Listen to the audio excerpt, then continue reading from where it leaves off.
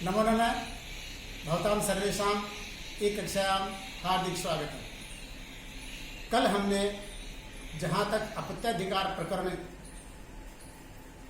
पढ़ते हुए छोड़ा था, आज हम उसके आगे से अध्ययन अध्यापन प्रारंभ करते हैं।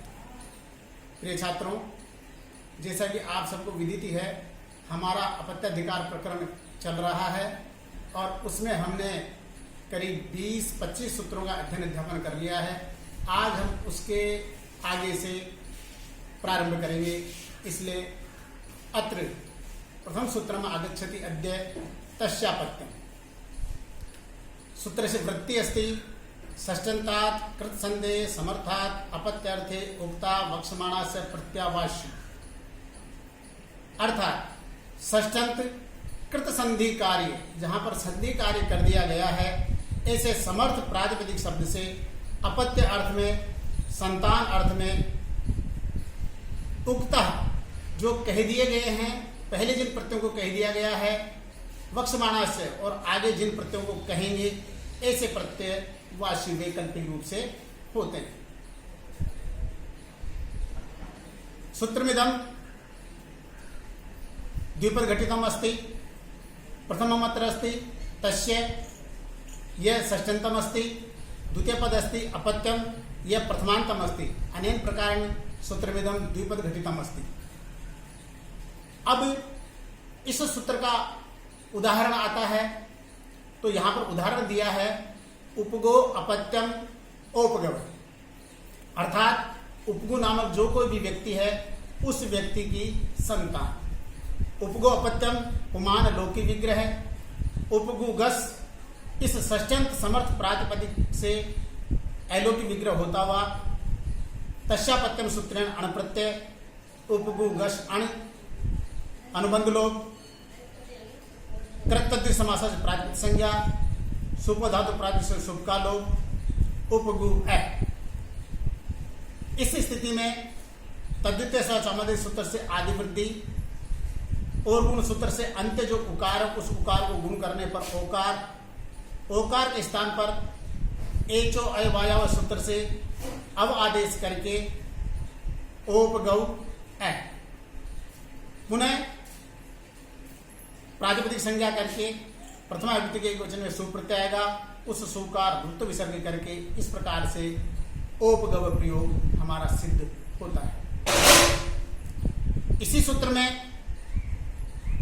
आदि वृद्धि अंत्य उपधा वृद्धि बाधते, अर्थात जो आदि वृद्धि जो है वह अंत्य वृद्धि और उपधा वृद्धि को बाध देती है। यहां पर क्या होता है कि जो उपगु शब्द से जो अण प्रत्यय हमने किया था, उसको तद्वितीय स्वचामादेश सूत्र से वृद्धि प्राप्त होती है और अण प्रत्यय करने पर जो आगे उपगु के गकारोत्पत्ति उकार है, उस उकार को अचोन्नति से वृद्धि प्राप्त होती है।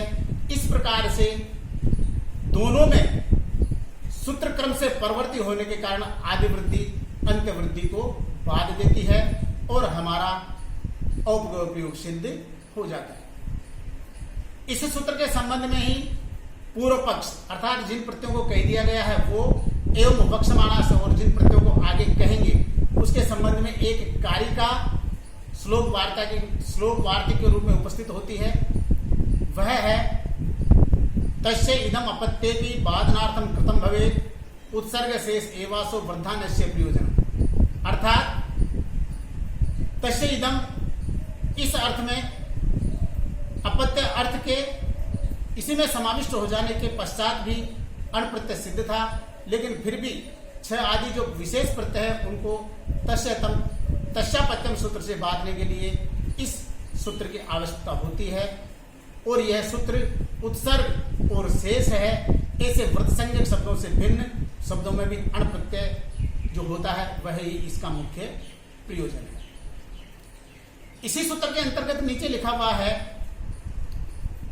कृत संदेह किम सौत्यति। इसके संबंध में कृत संदेह किम अर्थात कृत संदेह, ऐसा कोई प्रयोग जिसमें संधि करना आवश्यक हो, तो पहले हम उसकी संधि कर लेते हैं। संधि करने के पश्चात ही अण इत्यादि प्रत्ययों का प्रयोग करते हैं। यहाँ पर उदाहरण दिया है सौतिथि, अर्थात सु प्लस उत्थित से अपत्यम, इस विग्रह में ये प्रत्यय करने से पहले ही सु प्लस उत्थित दोनों को अकस्म से संवर्धित करने के पश्चात ही हम प्रत्यय करेंगे। प्रत्यय करने के पश्चात ही उकार को वृद्धि, और इस प्रकार से ऐसा शुद्ध रूप बनेगा सौतिथि। यदि हम दीर्घ न करके उसके पहले ही यहां पर वृद्धि कर लेते हैं तो सह में जो उ है उसको वृद्धि होकर के एचो याओ से आओ आदेश होकर के साउत्थिति, ऐसा अनिष्ट प्रयोग बनेगा। इस प्रकार से ऐसा अनिष्ट प्रयोग न हो, इसलिए सूत्र में कृत संधि इति कथितम अस्ति। इस प्रकार से सूत्र में कृत संधि ऐसा कहा गया है। अग्रिम सूत्र आता है अपत्यम पौत्र प्रवृत्ति गोत्र। सूत्रमिदं त्रिपद घटितम अस्ति। अपत्यम प्रथमांतम, पौत्र प्रवृत्ति प्रथमांतम, गोत्र प्रथमांतम। इस प्रकार से 3 पद घटित वाला यह सूत्र है। वृत्तीय सूत्र की अपत्यत्वेन विवक्षितम पौत्रादि गोत्र संगम स्यात्, अर्थात जब पौत्र अर्थात पुत्र के पुत्र इसको अपत्य अर्थात संतान के रूप में कहा जाना उचित हो तो वहां पर उसकी गोत्र संज्ञा होती है। अग्रिम सूत्र जीवती तु वंशे युवा, वंशे पित्रादो जीवती पौत्रादेर अपत्यम चतुर्थादि तद युव संगमेव न तो गोत्र संज्ञा। जीवती तु वंशे युवा, जीवती इत्यत्र सप्तम्यंतम, तु अव्यपदम अस्ति, वंशे सप्तम्यंतम अस्ति, युवा प्रथमांतम अस्ति। सूत्र का हिंदी में अर्थ है वंशे पित्रादो जीवती, अर्थात वंश में पितामह आदि के जीवित रहने पर पौत्रादेर यत अपत्यम, अर्थात पौत्र आदि को चतुर्थ आदि जो चतुर्थ पीढ़ी है, तो चौथी पीढ़ी यदि जीवित हो तो उसकी युव संज्ञा में तो उसकी युव संज्ञा ही होती है, न तो गोत्र संज्ञा। गोत्र संज्ञा नहीं, यह गोत्र संज्ञा का अपवाद है। अग्रिम सूत्र है भ्रातृ च ज्यायसी, ज्येष्ठे भ्रातृ जीवती कन्यान से चतुर्थादि युव संगम स्यात्।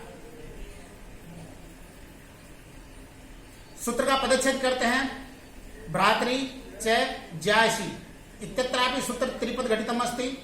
भ्रातृ सप्तम्यंतम अस्ति, च अव्यपदम अस्ति, ज्यायसी सप्तम्यंतम अस्ति।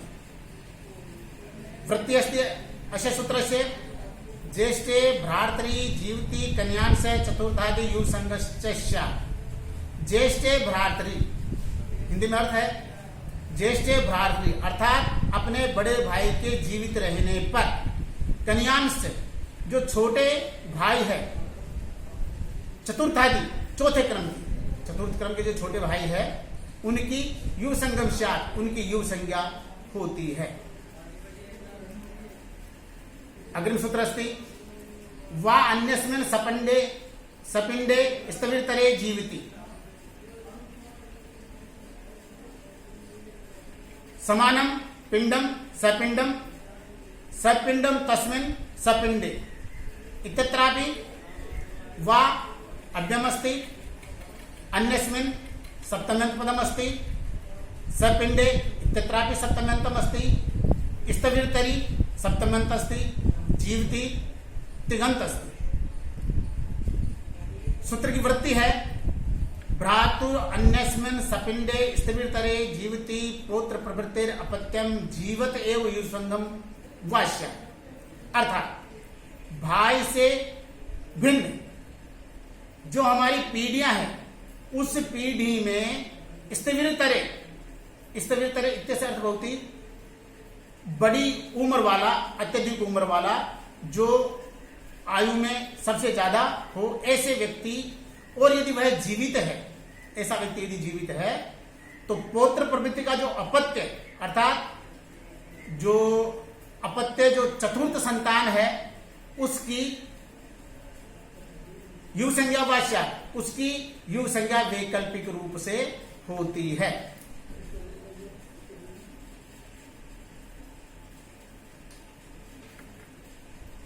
पुनः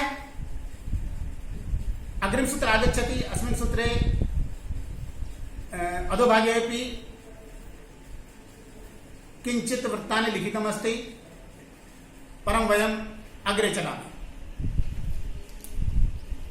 सूत्रमस्ति अग्रिम एको गोत्रे, गोत्रे एक एव अपत्य प्रत्ययः। गोत्रे सूत्रमिदं द्विपदघटितम् अस्ति, एक है प्रथमान्तम् अस्ति, गोत्रे सप्तम्यन्तम् अस्ति। अनेन प्रकारेण सूत्रमिदं द्विपदघटितम् अस्ति। सूत्र का हिंदी अर्थ है, गोत्र अर्थ में एक ही अपत्य प्रत्यय होता है।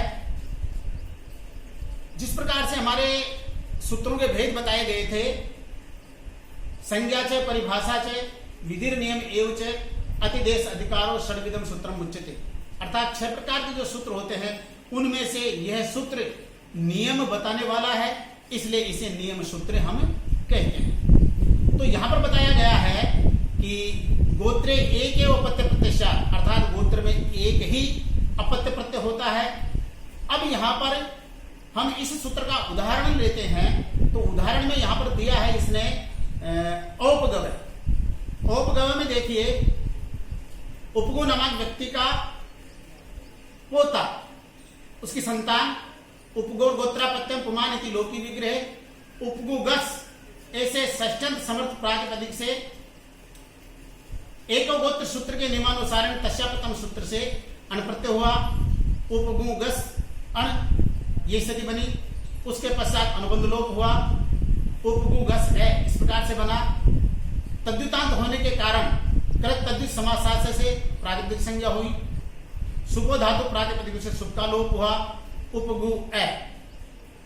तद्युतेषु चामादे इति सूत्रेण आदि वृद्धि, और गुण इति सूत्रेण उपगु, गकार में जो उकार है तस्य उकार से स्थाने गुण एचो अयवायाव इति सूत्रेण अवादेश कृते उपगव। पुनः प्रथमा विभक्तो एक वचने सुप्रत्यय सु इत्यस्य ऋत्व विसर्ग जाते सति उपगव इति प्रयोग भवति। द्वितीय उदाहरण इसका गार्ग्य अस्ति इत्यत्रापि उक्त नियम के अनुसार यहां पर भी केवल गर्गाद्य सूत्र से यह प्रत्यय होकर के और यह गार्ग्य प्रयोग बनता है। इसी के अंतर्गत नाडयन उदाहरण है। नड का पुत्र, नड से गोत्रापत्यम इति विग्रह, नड शब्दात नडा दिव्य फक इति सूत्रेण फक प्रत्यय, फक के स्थान पर आयन आदेश होकर के नाडयन बनता है।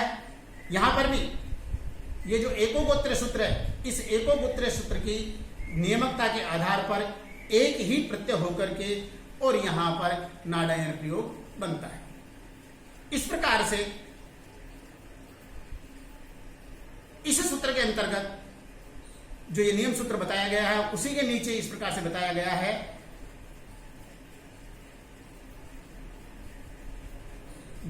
अब सूत्र का उपयुक्त प्रयोजन सिद्ध करने के लिए यहां पर 2 कारिकाएं नीचे दी गई है। गोत्रेषु एकोन संख्यानाम प्रत्ययानाम परंपरा यद्वा शुद्ध संख्येभ्यो निष्ठोत्पत्ति प्रसज्यते अपत्यं पितुरेव स्यात् त्वं प्राचाम अपि च मतभेदेन तद्धाने सूत्र में तथ्यतोत्तरम। अर्थात यहां पर यह बताया गया है कि पुत्र की अपेक्षा से एक कम संख्या के प्रत्ययों की परंपरा लागू हो जाएगी। इस प्रकार से यदि यह परंपरा लागू हो जाती है तो अनेक प्रकार के प्रत्यय हमें करने पड़ेंगे। इस प्रकार से ये जो सूत्र है, इस सूत्र के नियमानुसार अर्थात गोत्र में एक ही प्रत्यय होता है। इस नियम के आधार पर गोत्र में एक ही प्रत्यय होने के कारण आगे आने वाले प्रत्ययों की परिकल्पना हमें नहीं करनी पड़ेगी। आज के लिए इतना ही पर्याप्त है। नमस्कार, धन्यवाद, नमो।